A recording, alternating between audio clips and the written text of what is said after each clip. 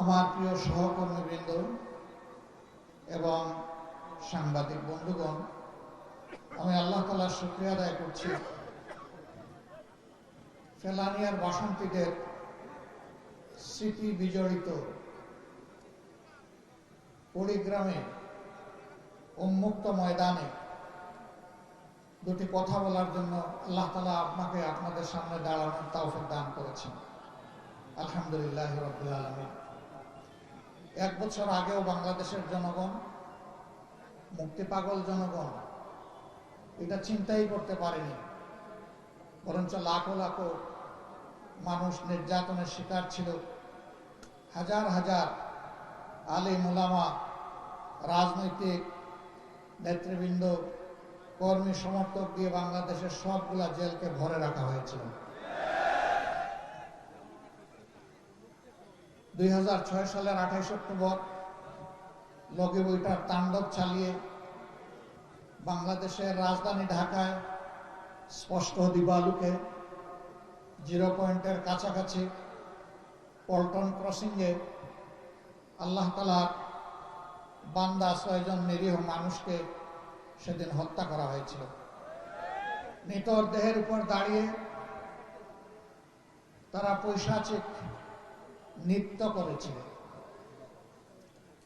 তাদের কলিজা খোলেনি, চোখে লজ্জা লাগেনি, কোনো কিছুর পরোয়া করেনি, আল্লাহকে ভয় করেনি। পরবর্তী পর্যায়ে তারা দেশকে অস্থির করেছিল। তাদের কারণেই 1-11 তৈরি হয়েছিল। মঈনুদ্দিন ফখরুদ্দিনরা ক্ষমতায় এসেছিল দুর্নীতির বিরুদ্ধে জিহাদ করার ঘোষণা দিয়ে। শেষ পর্যন্ত নিজেদেরই অবস্থা, তারা দুর্নীতিতে আকণ্ঠ নিমজ্জিত হয়ে গিয়েছিল। মানুষ তাকে ঘৃণা করতে শুরু করলো। তারা তখন বাঁচার জন্য নিরাপদ রাস্তা বা সেফ এক্সিট খুঁজতে থাকলো। 2 জন নেত্রী 2টা জোটের তখন নেতৃত্ব দিচ্ছিলেন। একজনকে তারা জানতে চাইল যদি তার জোট ক্ষমতায় আসে তাহলে তারা যে সমস্ত কীর্তিকাণ্ড করেছে সেইগুলা নিয়ে কোনো প্রশ্ন তুলবে কিনা এবং তাদের কাজের বৈধতা দিবে কিনা। তিনি জবাব দিয়েছিলেন, জনগণের ম্যান্ডেটে নির্বাচিত জনপ্রতিনিধিদের এই সংসদে বসে এই ব্যাপারে সিদ্ধান্ত নেবে। আরেকজনের কাছে গিয়ে বলেছিল, আপনি আমাদেরকে কিভাবে দেখবেন? তিনি বলেছিলেন, আমি তোমাদের কোনো বিষয়ে কোনো প্রশ্ন করব না, তোমাদের সব কিছুর বৈধতা দিব। কাদ্দামা ওয়াখার, আগে পরে যা করেছে সব কবুল। তারা তাকেই নিরাপদ মনে করে তার জোটকে বিভিন্ন মেকানিজমের মাধ্যমে কারিগরি করে ইলেকশন ইঞ্জিনিয়ারিং করে তাকে ক্ষমতায় পাঠিয়েছিল। ক্ষমতায় যাওয়ার আগে বহু সুন্দর সুন্দর কথা বলেছিল, কিন্তু ক্ষমতায় যাওয়ার পরেই তারা আসল রূপে আবির্ভূত হলেন। 2009 সালের 10 জানুয়ারি তারা শপথ নিলেন, সরকার গঠন করলেন। পরের মাসেই ফেব্রুয়ারি মাসের 25 এবং 26 তারিখ ঢাকার পিলখানায় বিডিআর সদর দপ্তরে নারকীয় হত্যাকাণ্ডের মাধ্যমে বাংলাদেশ সেনাবাহিনীর, দেশপ্রেমিক সেনাবাহিনীর 57 জন দেশপ্রেমিক, চৌকস, মেধাবী, সাহসী সেনা অফিসারকে হত্যা করার মাধ্যমে তাদের ক্ষমতায় এসে হত্যার যাত্রা শুরু করলেন।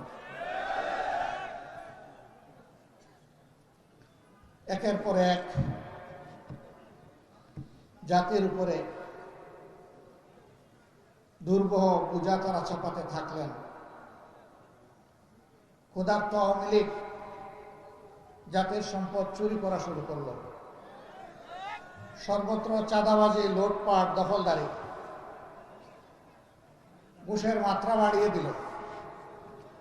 তাদের অর্থমন্ত্রী বলল, এটা ঘুষ না, এটা স্পিড মানি। লজ্জা! তাদের শিক্ষামন্ত্রী বলল, আমার মন্ত্রণালয়ে তোমরা ঘুষ খাইও, কিন্তু একটু কমাইয়া খাইও। সেই এরা শিক্ষিত নাকি আসলে এরা কুশিক্ষিত, আল্লাহ ভালো জানে। তারা এক পর্যায়ে গিয়ে পরীক্ষিত দেশপ্রেমিক সংগঠন জামাতের দিকে হাত বাড়ালো। 2010 সালের 29শে জুন আমাদের 3 জন প্রাণপ্রিয় শীর্ষ দায়িত্বশীল তৎকালীন আমিরে জামাত সাবেক মন্ত্রী মৌলানা মতিউর রহমান নিজামী, নায়েবে আমির, শুধু বাংলাদেশ নয় সারা বিশ্বে যিনি মানুষকে কোরআনের মানবিক দাওয়াত দিয়ে বেড়াতেন, তাকে বলা হতো তৎকালীন সাবেক মন্ত্রী আলী আহসান মোহাম্মদ মুজাহিদ। এই 3 জনকে কোড়া অজুহাতে মিথ্যা অভিযোগে নির্লজ্জভাবে তারা গ্রেফতার করল। তারপরের মাসে আরো 2 জন সহকারী সেক্রেটারি জেনারেল জনাব মোহাম্মদ কামারুজ্জামান এবং আব্দুল কাদের মোল্লাকে তারা গ্রেফতার করল। তাদের বিরুদ্ধে সাজানো পাঠানো মিথ্যা মামলা, তাদের মনমতো কোর্ট এবং শিখানো মিথ্যা সাক্ষীর মাধ্যমে তাদেরকে সাজা দেওয়ার জন্য আবার শাহবাগে আসর বসানো। যারা সাবেকি বাংলাদেশের মানুষ যখন নির্যাতিত হয় তখন তারা চুপ থাকে, কিন্তু যখন তাদের মন মতো কারো উপরে কিছু হয় তখন তারা গর্ত থেকে বের হয়ে এসে চিৎকার শুরু করে।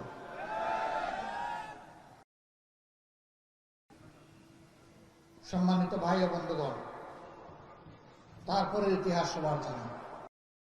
জামাতে ইসলামীর উপরে বিপদ যখন আসলো, আমরা তখন আমাদের রাজনৈতিক বন্ধুদেরকে অনুরোধ করেছিলাম, বিপদের ঢেউ জামাত পর্যন্ত থামবে না, এই ঢেউ সবাইকে ভাসিয়ে নিয়ে যাবে যদি আমরা সম্মিলিতভাবে ঠেকাতে না পারি। আমরা আমাদের আহাজারি শোনাতে পারিনি, বুঝাতে পারিনি। একের পর এক প্রতিহিংসামূলক রায়ের মাধ্যমে আদালতকে ব্যবহার করে জামাতে ইসলামের নেতৃবৃন্দকে ফাঁসি দেওয়া হলো। 5 জনকে ফাঁসিতে ঝুলানো হলো। তাদের নিয়েও একবারের জন্য কারোর কাছে ক্ষমা চান কিনা প্রাণ। আলহামদুলিল্লাহ,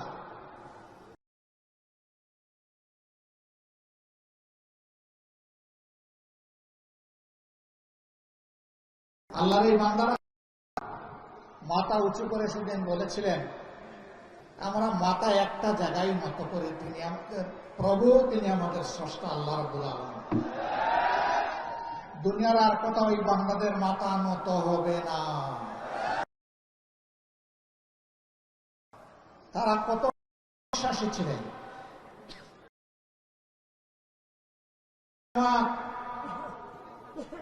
তার পরিবারের সদস্যদেরকে জিজ্ঞেস করছেন, আমি তো মাওলার মুলাকাতে অল্পক্ষণের মধ্যেই হাজির হব, আমার গায়ের পোশাকটা কেমন হওয়া উচিত? আমি কি লঙ্গি পরবো না পাজামা পরবো? পরিবারের সদস্যরা বলছে, পাজামাতেই মাওলার মুলাকাতে আপনাকে ভালো লাগবে। আল্লাহু আকবার। যেমন দায়িত্বশীল তেমন তার পরিবারের সদস্যরা, কালবে সালিম, প্রশান্ত আত্মা। তারা ফাঁসির তক্তার দিকে এগিয়ে চলেছেন পা পা করে। তাদের ঠোঁটও কাঁপেনি, বুকও কাঁপেনি, পাও নড়েনি, কারণ তারা নিশ্চিত ছিলেন অন্য কোনো কারণে নয়,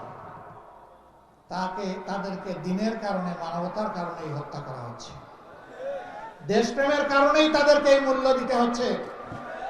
যারা দেশকে ভালোবাসে, মানুষকে ভালোবাসে, মৃত্যু তাদের কাছে সকালবেলার চায়ের পেয়ালার মতো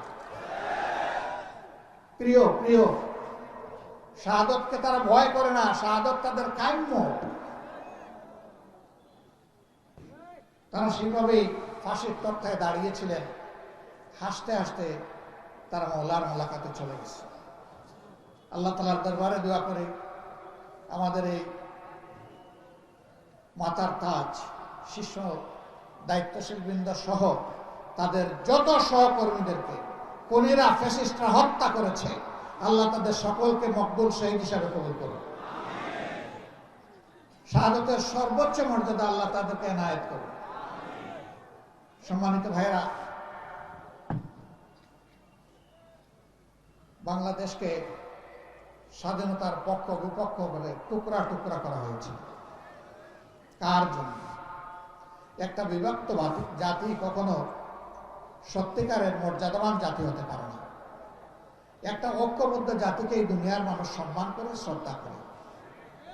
তাহলে কার জন্য এই জাতিকে বিভক্ত করা হয়েছিল? আবার সমাজে ধর্মের ভিত্তিতে মেজরিটি মাইনরিটি তৈরি করা হয়েছিল। তারা যাদেরকে মাইনরিটি বলতেন, আমরা তাদেরকে মাইনরিটি বলি না, আমরা বলি তারা আমাদের ভাই। আল্লাহ তাআলা এই দেশে আমাদেরকে যেমন জন্ম দিয়েছেন, তাদেরকেও তেমন জন্ম দিয়েছেন। বাংলাদেশের সংবিধান সবাইকে ইকুয়াল রাইট দিয়েছে, অধিকার দিয়েছে।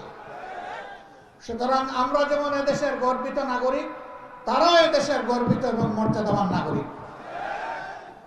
আমরা ভিন্ন চোখে কাউকে দেখতে চাই না। আমরা ধর্মের ভিত্তিতে বিভাজনকে মনে করি এটা শোষণের হাতিয়ার। তাই হয়েছে 53 বছর আওয়ামী লীগ যাদেরকে মাইনরিটি বলে মুখে ফেনা তুলেছে আর মায়া কান্না করেছে। আমি আল্লাহর উপর ভরসা করে বলছি, আমার বিবেকের দায়বোধের জায়গা থেকে বলছি, আজকে 10 জানুয়ারি 1972 থেকে শুরু করে আজ পর্যন্ত 2025 সালের আজকে 24শে জানুয়ারি এই দীর্ঘ পথ পরিক্রমায় বাংলাদেশে বিভিন্ন ধর্মের মানুষকে কারা জুলুম অত্যাচার করেছে, কারা তাদের জমিগুলা দখল করেছে, পিঠামাটি থেকে উচ্ছেদ করেছে, সম্পদ লুণ্ঠন করেছে, তাদের ইজ্জতে হাত দিয়েছে, এই দুষ্কৃতিকারীদের তালিকা তৈরি করে জনগণের সামনে প্রকাশ করে দেওয়া হোক। এই কাজ যারা করেছে তারা সমাজের কালো এবং কুৎসিত চেহারার মানুষ। আমার দ্বারাও যদি এই কাজ করা হয়, আমার নামও প্রকাশ করে দেওয়া হোক। বাংলাদেশের জনগণ জানুক এরা কারা, এই খুনি ধোঁকাবাজ কে, এটা বাংলাদেশের মানুষকে জানতে হবে। আপনাদের এই বৃহত্তর রংপুরের পীরগঞ্জে মৎস্যপল্লীতে কয়েক বছর আগে গরু লুণ্ঠন করে কারা গরিবদের ঘর বাড়িতে আগুন ধরিয়েছিল আপনারা নিশ্চয়ই জানেন। যুবলীগ নেতার নেতৃত্বে এই অপকর্ম করা হয়েছিল। এইভাবে বাংলাদেশের যত জায়গায়, দিনাজপুরের সাঁওতালপল্লী, ব্রাহ্মণবাড়িয়ার অমুসলিম ভাইদের উপর হামলা, ঘর বাড়িতে লুণ্ঠন এবং অগ্নিসংযোগ, রামুতে বৌদ্ধ সম্প্রদায়ের তাদের মঠ ভাঙচুর করা, ঘর বাড়িতে হামলা এবং অগ্নিসংযোগ করা, এই সকল অপকর্মের সাথে ক্ষমতাসীন আওয়ামী লীগের দুর্বৃত্তরা জড়িত ছিল। কিন্তু আফসোসের বিষয়, যা কিছু ক্ষতি হয়, চুরি হয়, হারিয়ে যায়, কেষ্ট বেটাই দায়ী। সব কিছুর জন্য জামাতে ইসলামী দায়ী। সবার আগে জামাতে ইসলামের নাম আসে। আপনারা তার সাক্ষী। গোবিন্দগঞ্জের গাইবান্ধার সুন্দরগঞ্জের এমপি লিটন, তাকে কে বা কারা তার বাড়ির পাশে শুট করে হত্যা করল। প্রধানমন্ত্রী তৎকালীন সংসদে দাঁড়িয়ে বললেন, এই কাজ জামাত শিবির করেছে, আমার লিটনকে খুন করেছে। তাণ্ডব চালানো হলো, আমাদের নিরীহ নেতা কর্মীদেরকে গ্রেফতার করে রিমান্ডে নিয়ে শারীরিক, মানসিক, আর্থিক নির্যাতন করা হলো। আমরা বললাম যে এই ধরনের নাপাক কাপুরুষোচিত কাজ আমরা করি না, আমরা করি নাই। তৎকালীন আইজি একই চিৎকার মারলেন। দিন শেষে কি হলো?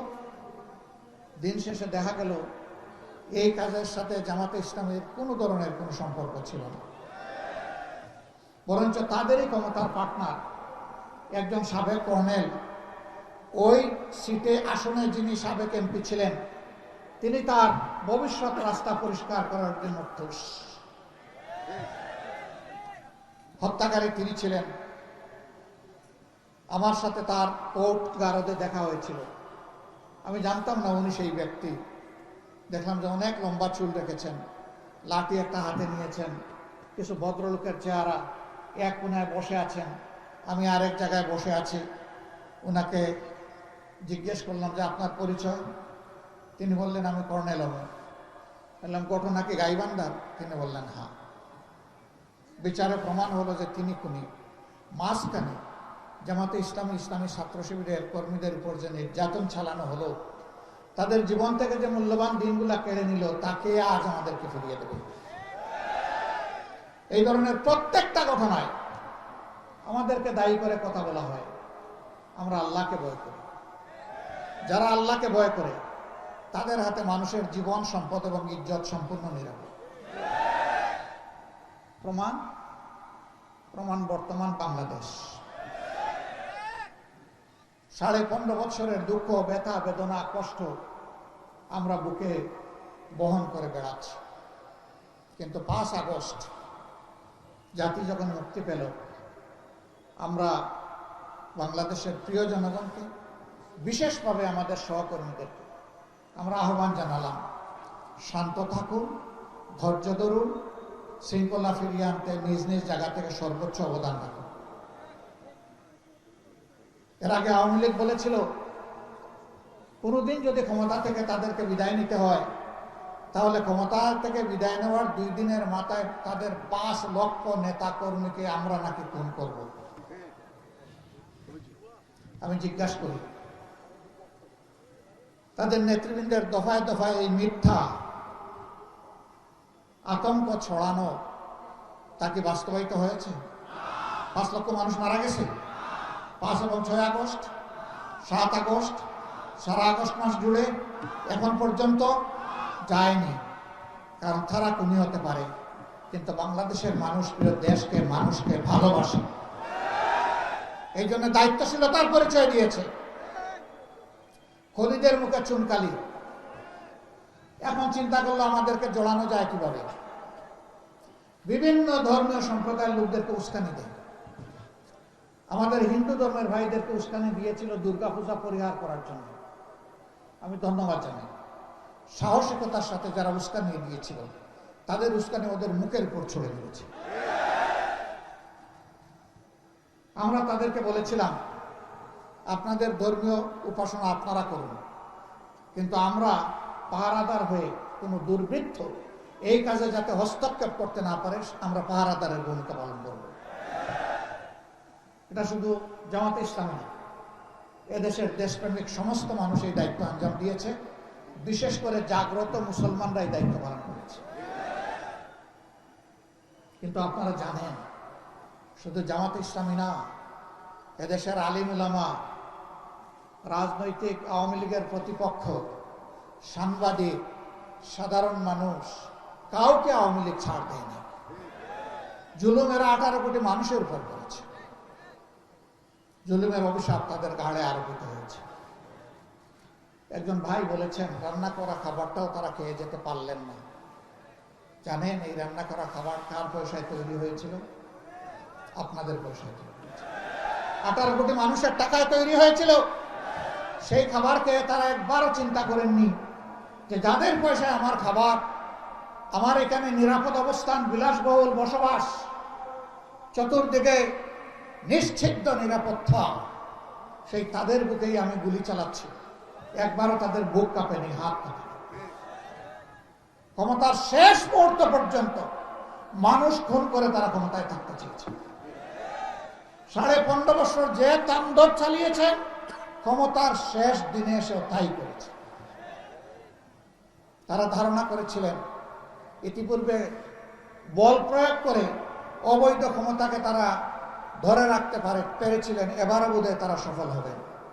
কিন্তু না, আল্লাহ তাআলার ঘোষণা, কুলিল্লাহুম্মা মালিকাল মুলকি তুতিল মুলকা মান তাশাউ ওয়া তানজিউল মুলকা মিম্মান তাশা। আল্লাহ যাকে চান ক্ষমতা দিয়ে সুযোগ দেয়। দেখি আমার বান্দাদের প্রতি তোমরা আল্লাহু ইয়া'মুরুকুম বিল আদলি ওয়াল ইহসান, তোমরা ক্ষমতা পেলে মানুষের উপর ন্যায় বিচার করো কিনা, সদাচরণ করো কিনা, মানুষকে মানুষ হিসাবে ভালোবাসো কিনা, মানুষকে সম্মান করো কিনা। যারা এই কাজ করে আল্লাহ তাদের ক্ষমতাকে পাকাপোক্ত করেন। আল্লাহ তাদেরকে সাহায্য করেন জমিন থেকে, আল্লাহ পাক সাহায্য করেন আসমান থেকে। আর যারা এর বিরুদ্ধে চলে যায়, মানুষের উপর জুলুম অত্যাচার করে, অবিচার অনাচারে দেশকে ভরে দেয়, সমাজকে ধ্বংস করে, মানুষের ইজ্জত লুণ্ঠন করে, দর্শনের সেঞ্চুরি পালন করে, আল্লাহ তাআলার লানত তাদের উপরে আসে এবং আল্লাহ তাদের থেকে ক্ষমতা কেড়ে নেন। ক্ষমতা কারো ইজ্জতের বাহন হতে পারে না। ইজ্জতের বাহন হবে আপনার সৎ চরিত্র, আমানতদারিতা, মানবিক মূল্যবোধ। এই জন্য আল্লাহ বলছেন, তুইজ্জু মান তাশাউ ওয়া তুযিল্লু মান তাশাউ বিয়াদিকাল খায়র। সমস্ত কল্যাণ অকল্যাণ, ভালো মন্দ, ইজ্জত বেইজ্জতি সবকিছু আল্লাহর হাতে।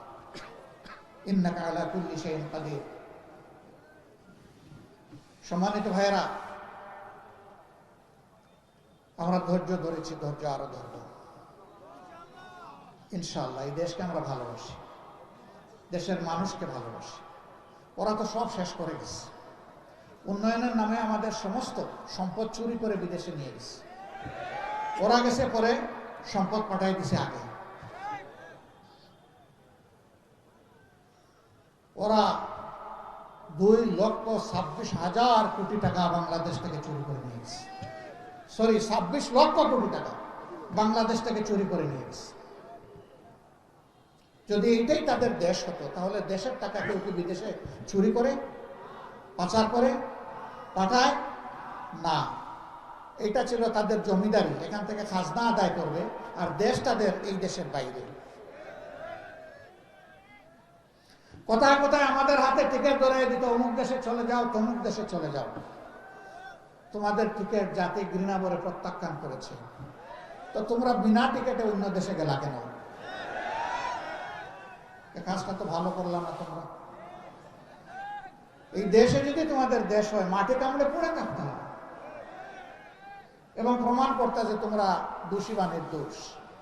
তা তো পারলা না, কারণ পাপের বোঝা যখন বাড়ি হয়, জাহাজ যখন ভরে যায়, তখন আর দেশের মানুষকে বিশ্বাস করতে পারে না। তাই হয়েছে। আমরা পিছনকে পিছনেই ফেলে দিতে চাই, এখন জাতির সামনে আগাতে চাই। জাতিকে সামনে আগাতে হলে এই জাতির মধ্যে সীসাডালা প্রাচীরের ঐক্য লাগবে। আমি বিনয়ের সাথে নিপীড়িত, নির্যাতিত 15টা বৎসর যাদের কর্মীরা, নেতারা জীবন দিয়েছেন, পঙ্গুত্ব বরণ করেছেন, ঘর ছাড়া বাড়ি ছাড়া হয়েছেন, বিভিন্নভাবে কষ্ট ভোগ করেছেন, অসংখ্য মামলায় দফায় দফায় জেলে গিয়েছেন, রিমান্ডে নিয়ে বেইজ্জত করা হয়েছে, কষ্ট দেওয়া হয়েছে। তাদের কাছে হাত জোড় করে বিনয়ের সাথে অনুরোধ করব, এমন কোনো হঠকারী কাজকলাম আমরা যেন কেউ না করি যার কারণে আমাদের জাতীয় ঐক্য নষ্ট হয়। আমরা যেন কেউ চুরি চামারি না করি, চাঁদাবাজি না করি, দখল বাণিজ্য না করি, ঘুষের ভাগ না বসাই, মামলা বাণিজ্য না করি, এবং ফ্যাসিজম ফিরে আসে, ফ্যাসিস্টকে আমরা যেন কোনো ধরনের আশ্রয় প্রশ্রয় না দিই। আমরা প্রতিহিংসার পক্ষে না, কিন্তু আল্লাহ রসুল মক্কা বিজয়ের সময় মক্কার সমস্ত দুষ্কর্মকারীদেরকে ক্ষমা করে দিয়েছিলেন একটা অপরাধ ছাড়া। তিনি বলেছিলেন আজকে সাধারণ ক্ষমা ঘোষণা করা হলো, কিন্তু যারা নিরীহ মানুষকে খুন করেছে তাদের 10 বা 13 জনের নাম উল্লেখ করে বলেছিলেন এদেরকে যেখানে পাওয়া যাবে ওখানেই খুন করা হবে। খুন কখনো মাফ হয় না। আমরা বাংলাদেশে প্রত্যেকটা খুনের বিচার চাই। শুধু আমাদের নেতৃবৃন্দ না, আমাদের কর্মীরা, যত মানুষ খুন করা হয়েছে অন্যায়ভাবে, সবার বিচার চাই। বৃহত্তর রংপুরবাসী অনেক কারণেই আপনারা গর্বিত, অথচ আপনারা বঞ্চিত। এই রৌমারের গোড়াই বাড়িতে যে যুদ্ধটা আপনারা রাতের অন্ধকারে করে শিক্ষা দিয়েছিলেন, সেই শিক্ষার প্রতিশোধ নেওয়া হয়েছিল বিডিআরের পিলখানায়। কিন্তু আপনাদের গর্বিত ইতিহাস এখনো চকচক করছে। দীর্ঘ 15.5 বছরের ফ্যাসিজমকে বিদায় করতে গিয়ে একটা মানুষ বাংলাদেশের ইতিহাসে নয়, বিশ্বের ইতিহাসে তার সোনালী নামটা লেখা হয়ে গেছে। এই সন্তানটাও বৃহত্তর রংপুরে। এর নাম কি? আবু সাইদ। সে আমাদের এখন বিপ্লবের আইকন, প্রতীক, আমাদের নেতা, আমাদের সিপাহসালার, আমাদের বীর সেনাপতি। তার রাস্তা ধরে এবার যারাই জীবন দিয়েছে, মহান রবের দরবারে দোয়া করি আল্লাহ তাদের সকলকে শহীদ হিসাবে কবুল করুন। যারা পঙ্গু হয়েছে তাদেরকে আমরা যেন গর্বের সাথে সম্মান করতে পারি, শ্রদ্ধার সাথে বুকে ধারণ করতে পারি। শহীদ এবং পঙ্গু সকলের কাছে আমরা কৃতজ্ঞ, কিন্তু এই ঋণ পরিশোধ করার শক্তি এই জাতির নেই। তবে যে কারণে তারা শহীদ হয়েছে, আমরা তাদেরকে কথা দিচ্ছি আমাদের প্রিয় সংগঠনের পক্ষ থেকে একটা করাপশন ফ্রি, দুর্নীতিমুক্ত, সুষম, বৈষম্যহীন, মানবিক বাংলাদেশ না গড়া পর্যন্ত আমাদের লড়াই অব্যাহত থাকবে ইনশাআল্লাহ।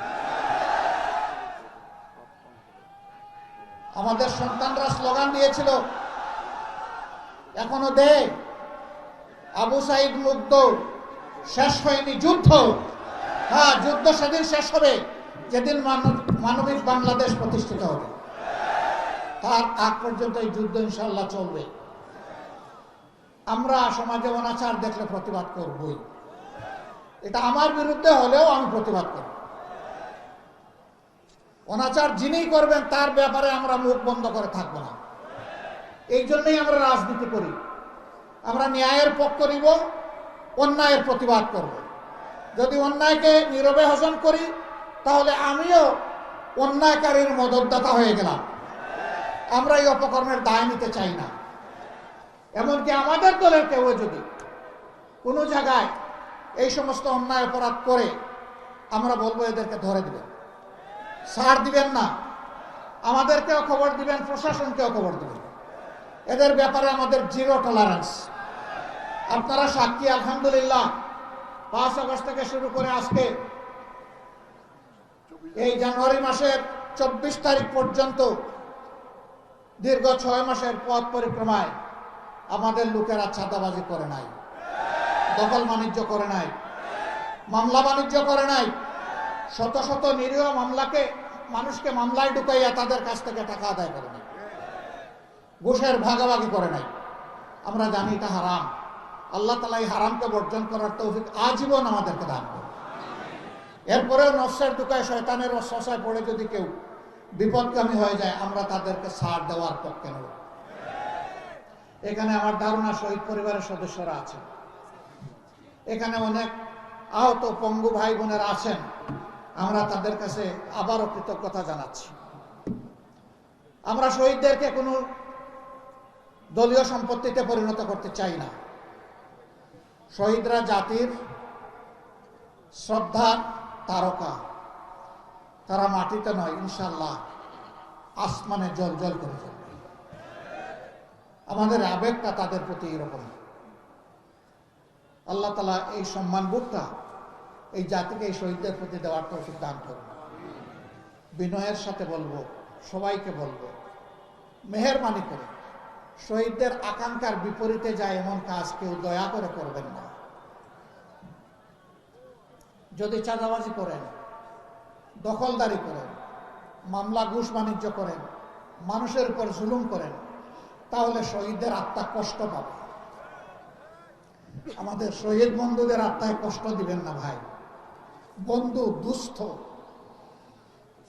আমাদের এই বিনয়ী আহ্বান আপনাদের কলিজাকে নরম করুক, আমরা দোয়া করি।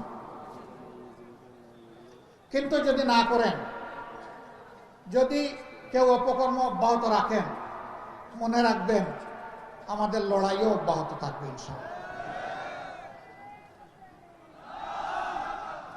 রংপুরবাসী, আমার ভাই মাহবুব রহমান বেলাল বলে গেছেন, ফ্যাসিস্ট সরকার প্রতিহিংসামূলকভাবে যে সমস্ত রাজনৈতিক নেতাদেরকে জেলে পুরেছিল, কর্মীদেরকে জেলে পুরেছিল, এক এক করে সব বের হয়ে গেছে। কিন্তু আমাদের দুঃখ, আমাদের ভাই, আমাদের নেতা, বাংলাদেশ জামাতে ইসলামীর তৎকালীন ভারপ্রাপ্ত সেক্রেটারি জেনারেল, আপনাদের প্রিয় মানুষ, প্রিয় নেতা আজহারুল ইসলাম ভাই এখনো জেলে। আমরা আইনি লড়াইয়ের মধ্য দিয়ে তাকে মুক্ত করার পক্ষে, আমরা কারো দয়া নিয়ে মুক্ত করতে চাই না, আমরা শুধু আল্লাহর দয়া চাই। কিন্তু আইনের পেছে মেহরবানি করে আমাদেরকে আর কষ্ট দিবেন না। যদি আইনের পেছে কষ্ট দেন, আমরা বাধ্য হব এই দাবিতে রাস্তায় নামতে। আমরা আদালতকে সম্মান দেখাই আহ্বান জানাবো, মেহরবানি করে এই মজলুম মানুষটিকে অনতিবিলম্বে ন্যায় বিচারের মাধ্যমে আপনারা মুক্ত করে দেন। যদি মিনিমাম ন্যায় বিচার আমরা পাই, ইনশাআল্লাহ ইজ্জতের সাথে তিনি মুক্ত হয়ে আমাদের বুকে ফিরে আসবেন, রংপুরবাসীর বুকে ফিরে আসবেন ইনশাআল্লাহ। বাংলাদেশের নতুন ইতিহাস রচনা হবে ইনশাআল্লাহ। এই কুড়িগ্রাম বহু দিক থেকে বঞ্চিত। এখানে একটা কৃষি বিশ্ববিদ্যালয় হয়েছে, ঘোষণা হয়েছে, তার কঙ্কাল আছে, গুস্তও নাই, চামড়াও নাই, হাড্ডি সাপ, নিজস্ব কোনো ক্যাম্পাস নাই, দুকি দুকি আস্তে আস্তে চলছে। অথচ এগ্রো বেসড এই প্রতিষ্ঠানটা এই অঞ্চলের চেহারা বদলাই দিতে পারে, এটা শিক্ষা গবেষণার কেন্দ্রে পরিণত হতে পারে। এটা একটা সীমান্তিক জেলা, এখানে মানুষ একটু অসুস্থ হলে ভালো একটা চিকিৎসা পাবে, সেই রকম কোনো ব্যবস্থা নেই। আজকে বহু জেলায়, একই জেলায় ইউনিভার্সিটি, একই জেলায় কৃষি বিশ্ববিদ্যালয়, একই জেলায় মেডিকেল কলেজ, একই জেলায় ইঞ্জিনিয়ারিং ইউনিভার্সিটি, একই জেলায় সব কিছু আছে, আরেক জেলায় কিছুই নাই। এটা কোন ধরনের ইনসাফ?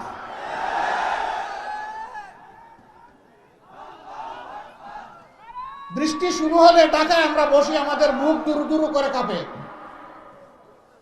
আমরা আতঙ্কে থাকি। কোন সময় খবর আসবে তিস্তা পাড়ার লোকদের এই অবস্থায়, দুর্দশা সব বাসকে নিয়ে যাচ্ছে। কেন এটা স্থায়ী সমাধান হলো না? স্বাধীনতার অর্ধ শতাব্দীর ঊর্ধ্বে চলে গেল, কিন্তু এই দুঃখ গুছানো হলো না কেন? বুটের সময় এসে বাবা ডাকবেন, আর খেয়া পার হয়ে গেলে শালার মর্যাদা দিবেন না। এই ধরনের দুষ্ট রাজনীতি পরিহার করতে হবে।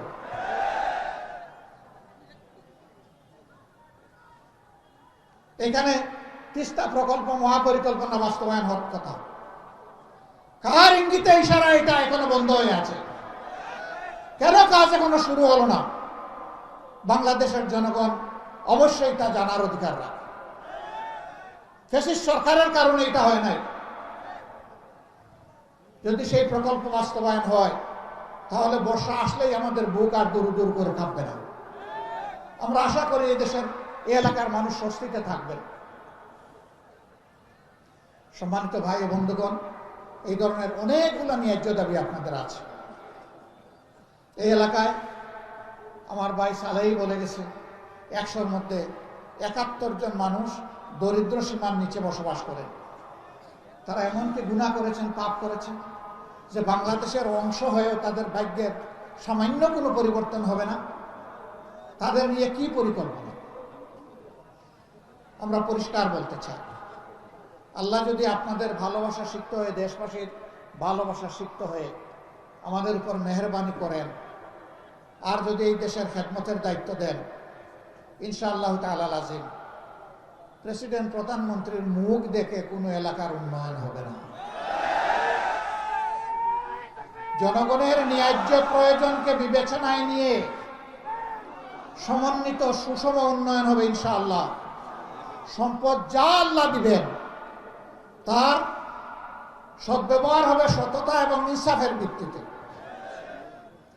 যে এলাকাগুলো এগিয়ে গিয়েছে সেই এলাকাগুলোকে একদিকে রাখা হবে, আর যে এলাকাগুলো পিছিয়ে পড়েছে তাদেরকে অগ্রাধিকার ভিত্তিতে সামনে নিয়ে আসা হবে ইনশাআল্লাহ। এটা ইনসাফের দাবি, এটাই হতে হবে।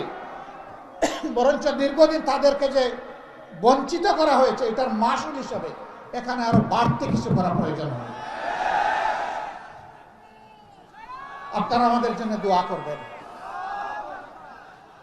ন্যায়ের পথে, ইনসাফ কায়েমের পথে আমাদেরকে যতদিন পাবেন আমাদেরকে একটু ভালোবাসবেন, দোয়া করবেন, সাহায্য করবেন, ভুল করলে সমালোচনা করবেন। সত্যের পথে, দেশ গড়ার পথে আপনারা ইনশাল্লাহ পাশে থাকবেন। আপনাদের বুকের বিছানায় আমাদের জন্য একটু জায়গা করে দেবেন। পারবেন তো আপনারা? এই দাওয়াত নিয়ে ঘরে ঘরে পৌঁছে যেতে হবে। ইনসাফের দাওয়াত, সাম্যের দাওয়াত, মানবিকতার দাওয়াত, দুর্নীতিমুক্ত সমাজ গড়ার দাওয়াত, কোরআনের আইন কায়েমের দাওয়াত। আসুন সেই দাওয়াত বুকে নিয়ে আমরা কুড়িগ্রামের প্রত্যেকটা ঘরে ঘরে ছড়িয়ে পড়ি। আজকে এইখানে আপনারা কষ্ট করে এসেছেন, দিন ভরা রাত ভরা, শীতের একটু চাপ বেশি, সব কিছু উপেক্ষা করে আপনারা এখানে এসেছেন দুটি কথা শোনার জন্যে, আমাদেরকে দেখার জন্য, আমাদের ভালোবাসায়, তাই না? এই ভালোবাসা কার জন্যে? এই ভালোবাসা কার জন্যে? আল্লাহ তাআলার জন্যে। আল্লাহ তাআলার কাছে দোয়া করি আমাদের এই ভালোবাসার বিনিময়ে আল্লাহ যেন বাংলাদেশটাকে সুন্দর করে দেন। আমাদের শহীদদের রক্তের মর্যাদা যেন আমরা দিতে পারি, সেই তৌফিক দান করুন। এবং আল্লাহ রাব্বুল আলামিন এই ভালোবাসাকে তার প্রিয় জান্নাত পর্যন্ত যেন পৌঁছে দেন। আপনাদের উপর, এই এলাকার উপর আল্লাহ রহম করুন, শান্তির ফয়সালা নাজিল করুন। আল্লাহ রাব্বুল আলামিন আপনাদের সকলকে তাইয়্যিব হায়াত দান করুন। ভাই ভাই হিসাবে দল মত ধর্মের ঊর্ধ্বে উঠে এক হয়ে এক মহানায় এসে সবগুলো হাতকে এক জায়গায় করে এই দেশকে গড়ার তৌফিক আল্লাহ তাআলা আমাদেরকে দান করুন। আল্লাহ হাফেজ। বাংলাদেশ জিন্দাবাদ। বাংলাদেশ জামাতে ইসলামী জিন্দাবাদ। আসসালামু আলাইকুম ওয়া রাহমাতুল্লাহ।